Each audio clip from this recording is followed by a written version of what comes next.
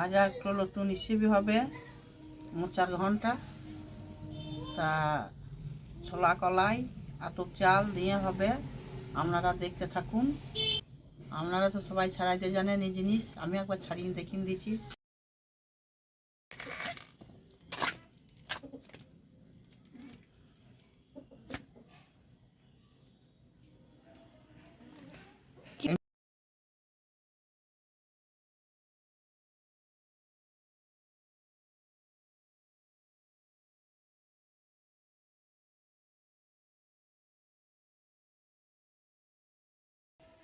নমস্কার বন্ধুরা, আমি হলো মোচার ঘন্ট ছোলার ডাল দিয়ে। প্রথমে ছোলাতে আর মোচাটাকে দুবার ধুয়ে নিয়েছি ভালো করে। এরপর আমি কুকারের মধ্যে সেদ্ধ করে নিচ্ছি। ভালো করে দুবার ধুয়ে নিয়ে এটাকে দিয়ে দিয়েছি। তারপর ডালটাকে এর মধ্যে দিয়ে দিচ্ছি।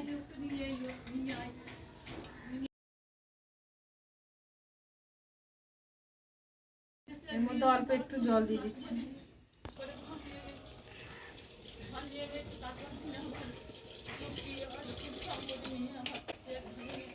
জল বেশি দেওয়ার দরকার নেই, মাখা মাখা দেখুন।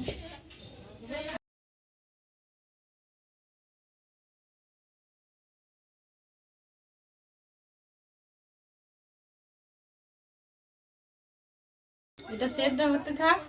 এখন কিন্তু সেদ্ধ হয়ে গেছে, আমি সেদ্ধ করে ছেঁকে নিয়েছি। এরপর আমি কড়াইটা বসিয়ে দিচ্ছি। রেসিপিটা বানানোর জন্য নিয়ে নিয়েছি পেঁয়াজ কুচি, টমেটো কুচি, ধনে পাতা কুচি, আর নিয়েছি আদা বাটা, রসুন বাটা, কাঁচা লঙ্কা বাটা। আর এখানে যে চালটা ভিজিয়ে রেখেছিলাম, বেটে রেখেছি, সব কিছু আমি নিয়েছি। আর লবণ, হলুদ, যা মশলা লাগে গুঁড়ো, সে তো সব লাগবেই। এরপর আমি তেল দিয়ে দিচ্ছি। তেলটা গরম হয়ে গেছে, একটু 5 ফোড়ন দিয়ে দিচ্ছি, একটু তেজপাতা, পেঁয়াজ কুচি, পেঁয়াজটা ভাজার জন্য একটু লবণ দিয়ে দিচ্ছি, একটু হলুদ দিয়ে দিচ্ছি,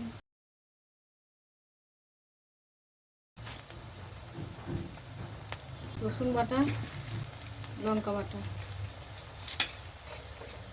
সবগুলোকে আমি একসঙ্গে ভেজে নেব।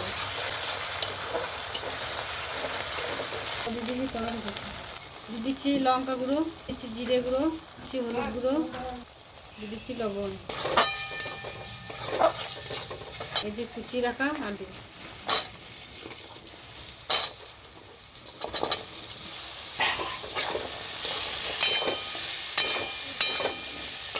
ঢাকা দিয়ে দিচ্ছি।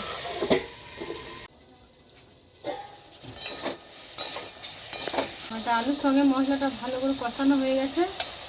এর মধ্যে আমি যে ছোলা আর মোচাটা সেদ্ধ করে গেছি, এটা দিয়ে দেবো।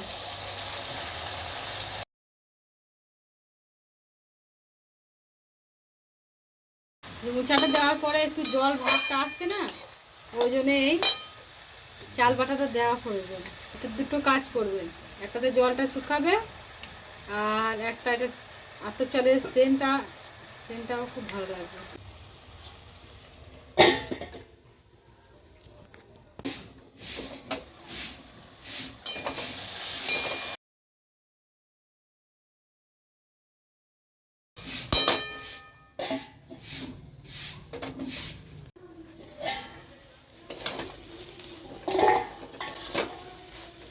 বন্ধুরা, আমার এটা হয়ে গেছে মোচার ঘন্টটা। এখানে 2 চামচ মতো ঘি দিয়ে দিচ্ছি, আর দিয়ে দিচ্ছি এখানে ধনে পাতা কুচি। বন্ধুরা, এই রেসিপিটা আমার হয়ে গেছে, দেখুন কেমন হয়েছে, আর ভালো কি খারাপ হয়েছে তা আপনারা অবশ্যই কমেন্ট করবেন। নমস্কার।